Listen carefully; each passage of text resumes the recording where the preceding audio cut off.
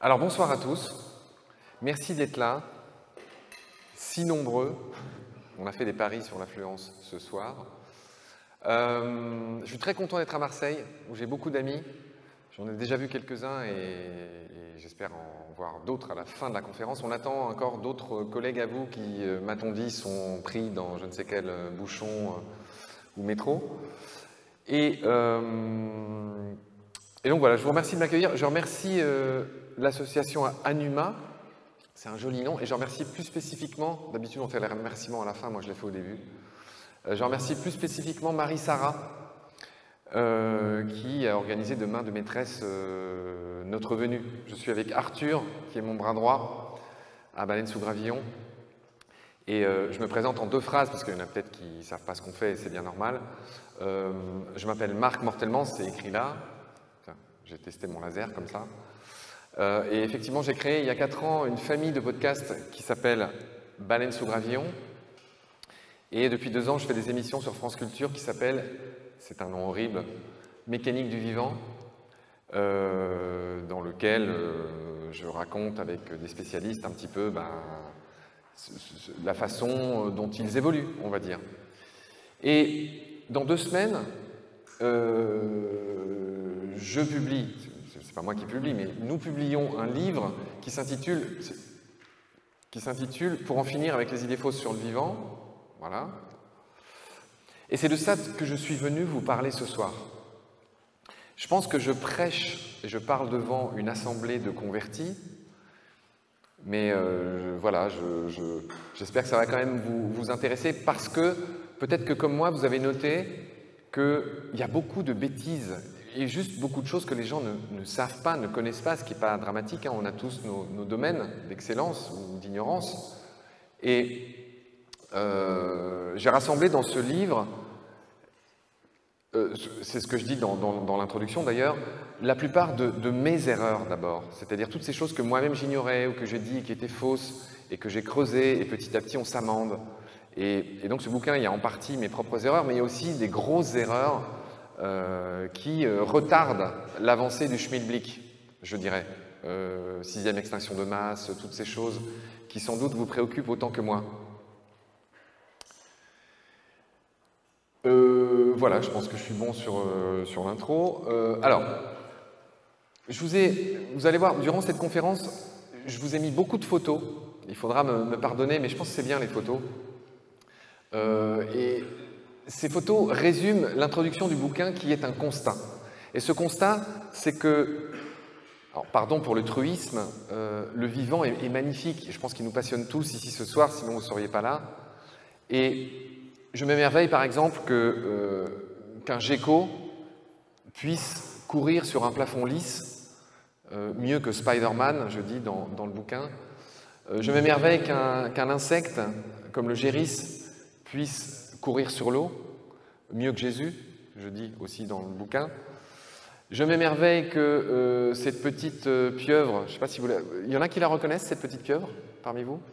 Ah oui, j'ai oublié de vous dire, il y a des autocollants et des posters à gagner ce soir, pour ceux qui répondent.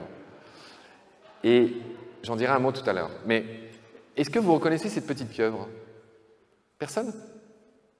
Ah, vas-y. Comment t'as dit? Un documentaire sur Netflix. Mais comment elle s'appelle? Bon, bref. Cette petite pieuvre s'appelle Graneledon boreopacifica. Et c'est tout simplement le record de couvaison du monde animal. C'est une petite pieuvre qui couve ses œufs pendant 4 ans et 5 mois, qui a été découverte récemment au large du Mexique. Jean-Claude Amezen, mon collègue, en a très bien parlé dans ses émissions sur les épaules de Darwin. Je ne sais pas si vous vous souvenez. Bon bref, Graneledon, c'est quand même émouvant, vous voyez, elle veille sur ses œufs pendant 4 ans et demi, quasiment sans se nourrir, enfin, comme tous les poulpes, hein, vous connaissez l'histoire des poulpes. Voilà, comment ne pas s'émerveiller tout simplement du vol d'un bourdon? Ça, c'est un bon bus. Comment ne pas s'émerveiller tout simplement d'une fleur, enfin, qui s'ouvre, ou d'un bourgeon qui perce? Comment ne pas se poser de questions sur ce que j'appelle notre colocataire intime? Donc ça, c'est des Escherichia coli. Donc on en a beaucoup à l'intérieur de nous. Vous savez qu'on a 2 kilos de bactéries en chacun de nous. Enfin, moi, j'en ai 2 kilos, mais d'autres en ont un peu moins. Ça dépend un peu de la physionomie. Bon bref, et c'est pareil, c'est un petit miracle, hein, ces interactions qui s'opèrent. Et bon, là, donc ça, tout ce constat que je viens de faire avec vous, c'est l'émerveillement. Et à partir de là, je vous ai mis des photos qui sont pour moi des points d'appui pour faire le constat que, donc je ne sais pas si vous reconnaissez ce monsieur, c'est pas tellement votre génération, c'est même pas la mienne, c'était Raymond DeVos quand il était jeune. Et Raymond DeVos a fait un sketch fabuleux sur l'homme qui court. Et il y a plein de jeux de mots fabuleux dans ce sketch. Et je pense qu'aujourd'hui, vous serez sans doute d'accord avec moi, l'humain est quelqu'un de très pressé, de beaucoup de choses. Donc je l'ai surnommé Homo festinans, d'un mot latin qui veut dire courir, festina, ça doit vous rappeler quelque chose. Donc bref, donc, il fait le constat qu'on court et qu'en courant, on oublie non seulement un peu nos vies, notre harmonie entre nous, mais aussi avec le reste du vivant. Et donc, ça a amené ces autres messieurs, que peut-être vous reconnaissez, j'espère qu'il y a des fans de The Matrix parmi vous. Dans ce film fabuleux, je ne sais pas si vous vous souvenez, il y a un moment où il y a l'agent Smith qui torture Morpheus, le copain de Neo.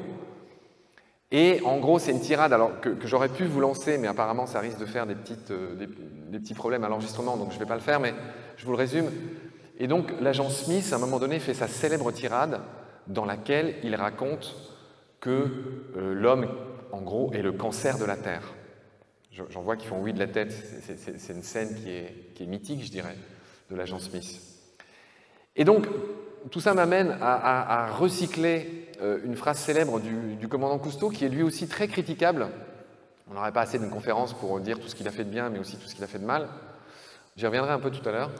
Mais en tout cas, il a une phrase géniale qui est le pilier de mon travail, et cette phrase, c'est on aime ce qui nous a émerveillés et on protège ce qu'on aime. Donc vous avez devant vous ce soir quelqu'un, c'est un peu grandiloquent ce que je dis, mais c'est très sincère, qui consacre sa vie depuis 4 ans à faire ce qu'il peut pour émerveiller, pour réenchanter, pour réémerveiller. Et je sais que parmi vous, il y en a beaucoup qui se destinent ou qui font déjà de la médiation. Donc on est en famille ce soir.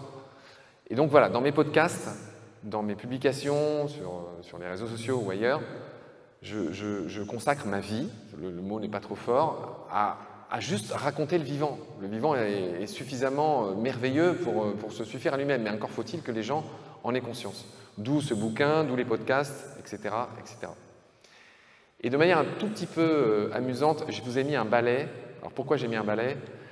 Je l'ai déjà dit, c'est juste parce que je ne voudrais surtout pas passer pour quelqu'un qui parle, comment dire, enfin qui est une sorte de sachant, qui saura mieux que les autres. Moi-même, je dis et je fais beaucoup d'erreurs, y compris dans mes comportements de tous les jours, pour mieux respecter le vivant.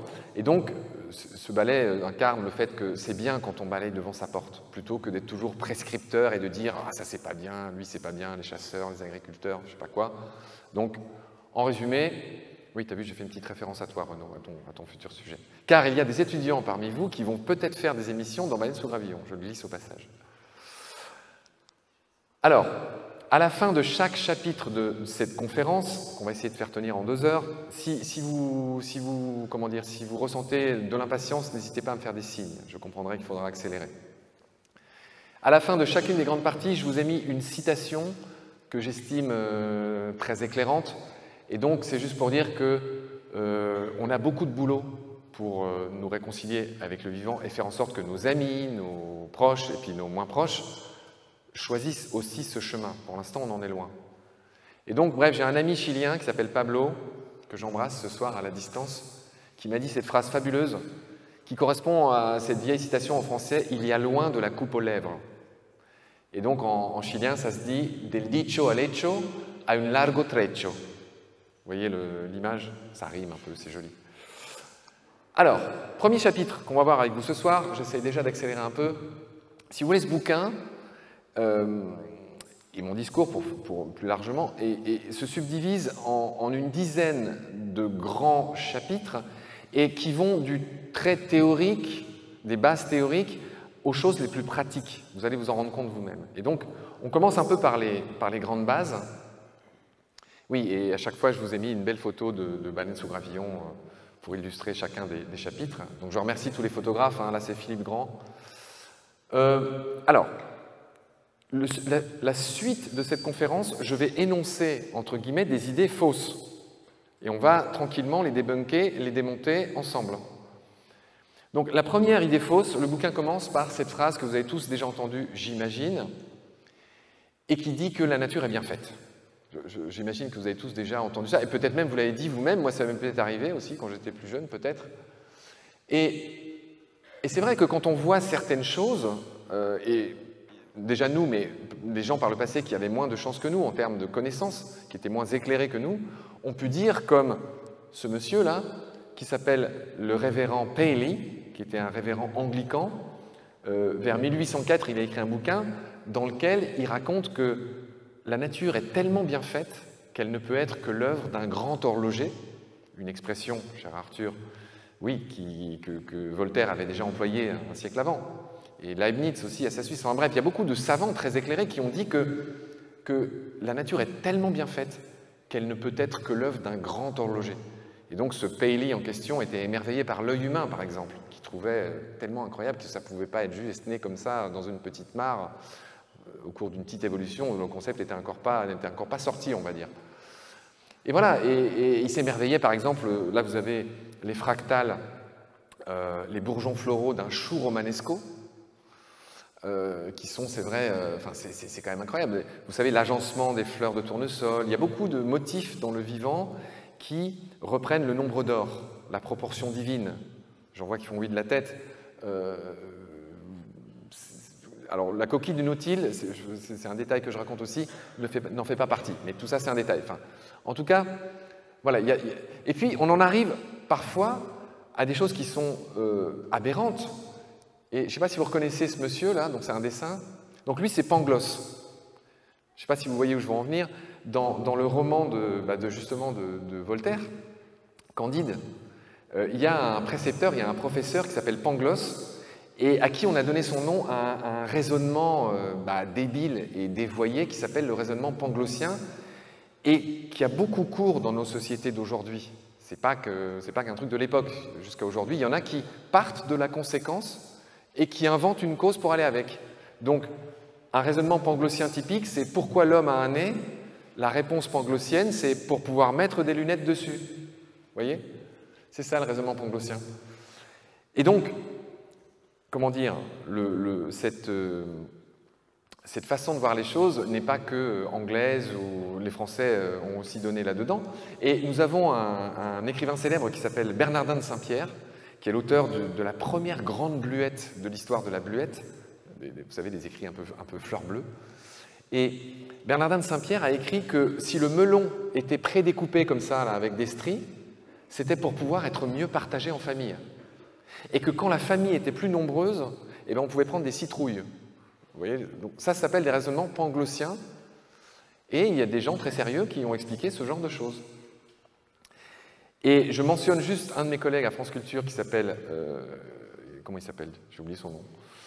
Qui s'appelle Richard Monvoisin, qui est un zététicien célèbre. Je ne sais pas si vous connaissez cette discipline fabuleuse. C'est justement la discipline qui s'attaque à toutes ces choses, les raisonnements panglossiens, les mythes, toutes ces choses qui ne sont pas très scientifiques.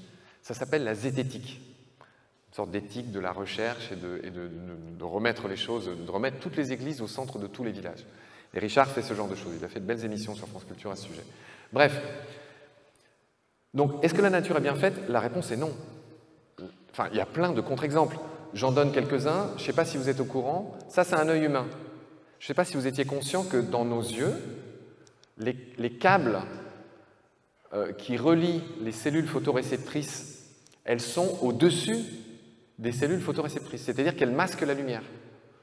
Donc, il y a vraiment un défaut de câblage. Dans l'œil d'une pieuvre, à côté, le câblage, il est en dessous. Donc, l'œil de ce mollusque qu'est la pieuvre est mieux fait que le nôtre, de ce point de vue-là. Donc, vous voyez que rien que pour ça, on ne peut pas dire que la nature est bien faite. Il y a d'autres exemples. Dans le cœur humain, vous voyez ce gros tube, là, c'est l'aorte.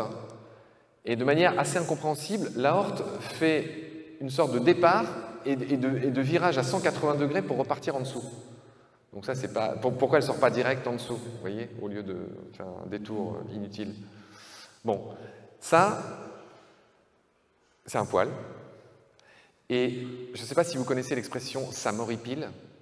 Sachez que l'horripilation, en biologiquement, ça correspond à l'érection, je ne sais pas si ça se dit, tu me confirmes que ça se dit, des poils. Et ça correspond à un bug vestigial, c'est-à-dire à quelque chose qui a survécu de notre passé lointain, à une époque où on était beaucoup plus poilu, et où le fait que les muscles horripilateurs dressent les poils permettait d'emprisonner une couche d'air qui devenait chaud et qui permettait de mieux préserver la chaleur.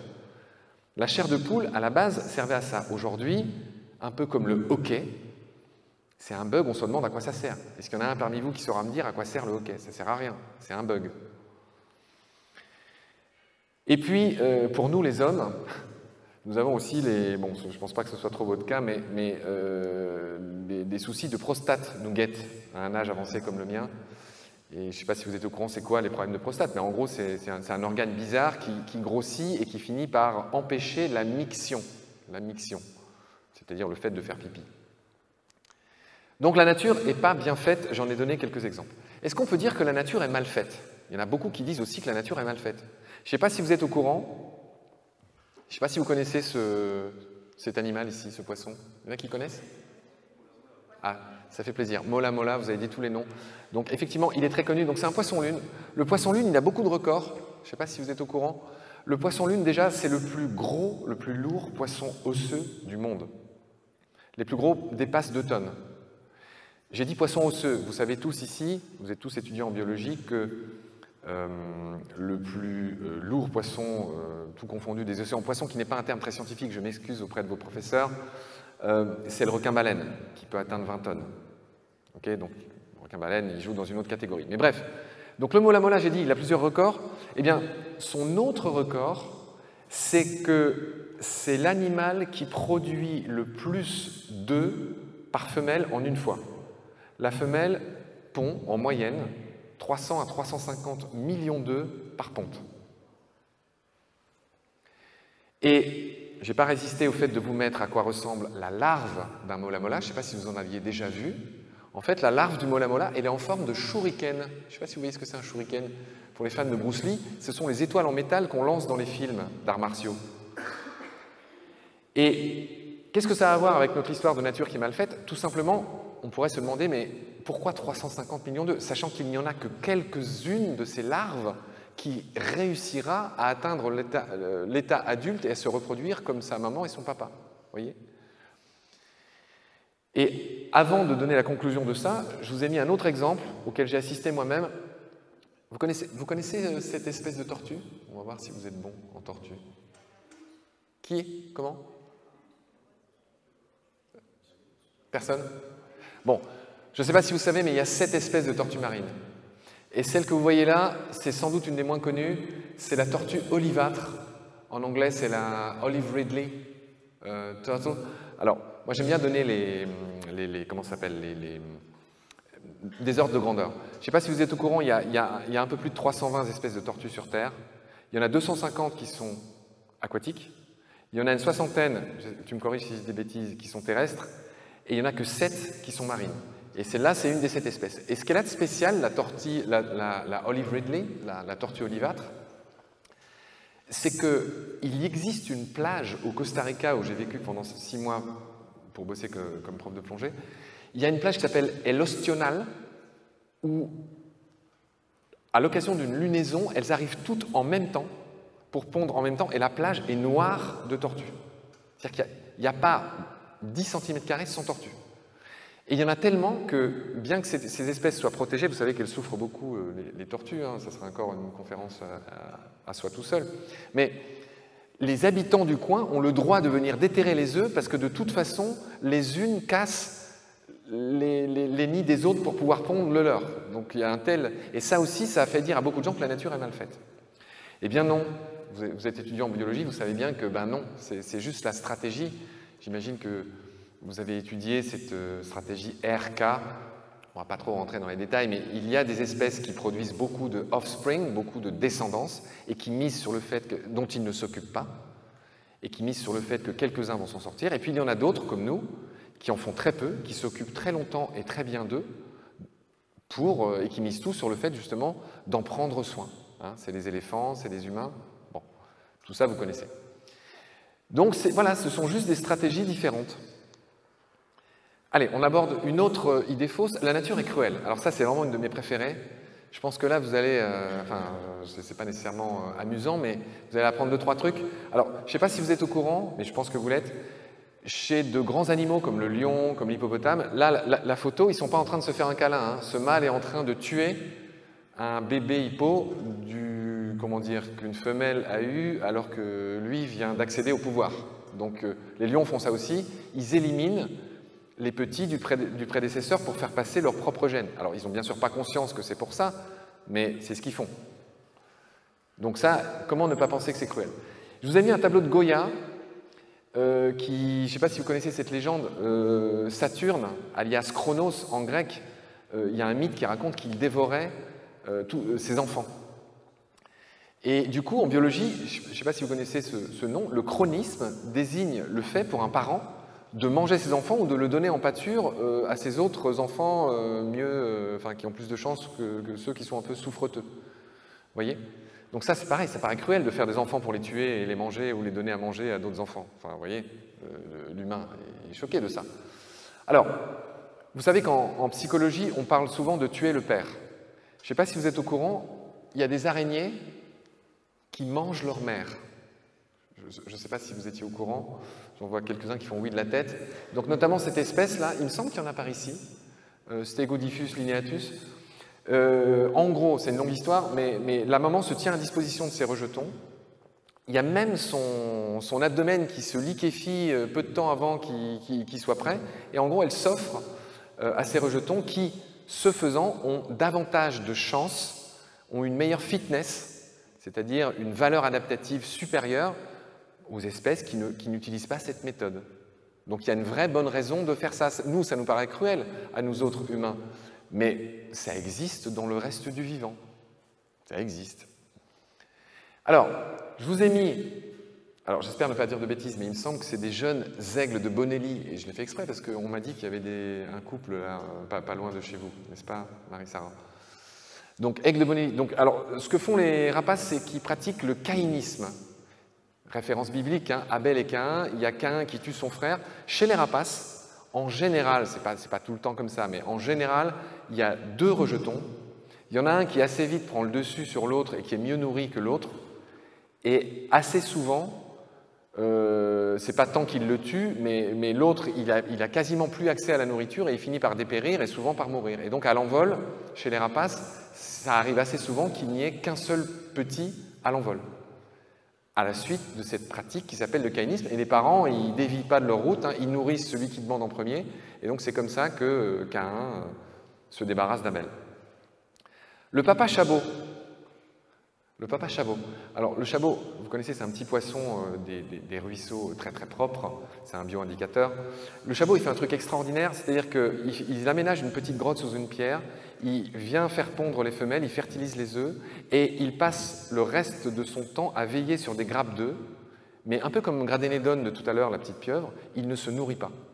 Et donc ce qu'il fait, c'est que de temps en temps, il chippe un œuf, mais il prend bien soin de toujours chipper un œuf sur une grappe différente. Donc vous voyez, le truc qui ne fait pas de sens pour nous autres humains, c'est pourquoi faire des œufs si c'est pour les manger?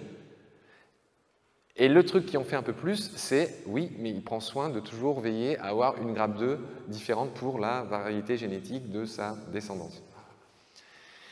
Bon, je vous ai mis la célèbre menthe religieuse, je ne m'étends pas, je pense que tout le monde connaît cet exemple de la madame qui mange le monsieur. Je vous ai mis vous reconnaissez cet animal? Oui. Wolverine, oui, très bien. Il a plusieurs noms. Donc en français, c'est le glouton. Au Québec, il l'appelle le carcajou. En anglais, c'est Wolverine, qui est aussi le nom de ce héros célèbre de Marvel. Et le Wolverine, il se rend coupable de quelque chose que font aussi nos loups, là, qui sont pas loin de chez vous d'ailleurs. C'est-à-dire qu'il pratique le surplus killing. J'en vois encore beaucoup qui font oui de la tête. Ça veut tout simplement dire, vous le savez, que malheureusement, quand il y a un loup qui débarque dans un troupeau de brebis, il risque de ne pas en tuer qu'une. Il va en tuer plein, en fait. Il va tuer tout ce qui bouge. C'est un peu comme c'est le phénomène du renard dans un poulailler. C'est-à-dire que, et ça, les humains ne comprennent pas. Pourquoi il n'en prend pas une et qu'il se barre et qu'il ne laisse pas le reste. Bon. Donc ça laisse beaucoup d'humains pantois et leur fait dire que la nature est mal faite ou cruelle, ou etc. Mais là encore, il y a des bonnes raisons pour faire ça. C'est une hypothèse que je formule sous le contrôle de vos professeurs, mais par exemple, je pense au glouton, qui est détesté par les éleveurs de rennes, les SAM, parce qu'effectivement, quand il débarque dans un troupeau de rennes, il peut en tuer plein d'un coup, et il les laisse sur place, et il en mange qu'une toute petite partie. Et pourquoi il fait ça? Parce que dans certains endroits, même dans la plupart des endroits, en fait, les animaux ne sont jamais assurés d'avoir à manger. Donc, un des réflexes, c'est de tuer le plus possible, parce qu'ils sont, entre guillemets, programmés pour ça. Et ça peut leur servir. Ils pourraient en faire des réserves. Ce n'est pas que ça, mais il y a quand même cette notion de... Voilà, c'est vrai qu'ils sont ivres de fureur de tuer, et que quelque part, ça correspond à un drive qui est survivaliste, au final. Bon voilà, je vous ai mis une souris qui se voile la face, mais elles aussi, elles sont capables de manger leurs petits dans certaines conditions. Quand il y en a trop, ou que les conditions ne sont pas bonnes, ou qu'elles sont en captivité, nanani, nanana, les souris et les hamsters sont très capables, je l'ai vu de mes yeux, de manger leurs descendants. Alors, la nature est horreureuse du vide, c'est une phrase que vous avez tous entendue, j'imagine, dans la bouche de vos grands-parents, ou peut-être même de certains de vos amis. La nature se venge, il y a eu le Covid, la nature se venge. Dame Nature, la Pachamama, moi j'ai longtemps vécu dans les Andes, donc je ne sais pas si vous savez, mais dans les Andes, la terre-mère s'appelle la Pachamama. À chaque fois qu'on boit un coup, on verse un peu de son verre par terre, c'est une offrande à la Pachamama. Bref, des phrases comme « la vie c'est 3,5 milliards d'années de recherche et développement », c'est une belle phrase. Mais tout ça, ça consiste à personnifier la nature. Et donc là, on ne fait plus de la science, on fait de la com. Et je vous ai mis cette affiche de film, déjà c'est un très beau film, hein, que je vous recommande, parce qu'il y a un proverbe anglais qui dit ah, il y en a une qui est fatiguée. Beauty is in the eye of the beholder. Ça veut dire que la beauté, elle est d'abord dans l'œil de celui qui regarde. Il n'y a pas de beauté, il n'y a pas de mocheté en fait. La beauté, elle est dans l'œil de celui qui regarde. Donc là, c'est pareil. Donc, conclusion 1, bah, c'est celui qui dit qui y est, hein, c'est simple. Conclusion 2, je vous ai mis un bouquin qui m'a beaucoup servi pour écrire le mien, qui est celui de Guillaume Lecointre, Démystifier le vivant. Donc, il en parle beaucoup de ces choses dans son livre. Et c'est ce que je vous disais, il ne faut pas confondre la fin et les moyens, la com et la science, etc. Je pense que chacun ici en a l'intuition. Conclusion 3, la nature, elle est ni bien ni mal faite, elle n'est pas cruelle, elle n'est pas généreuse. Je pense qu'on sera tous d'accord pour dire qu'elle est. Comme vous d'ailleurs, comme moi, on est. On n'est ni ici ni ça, on est.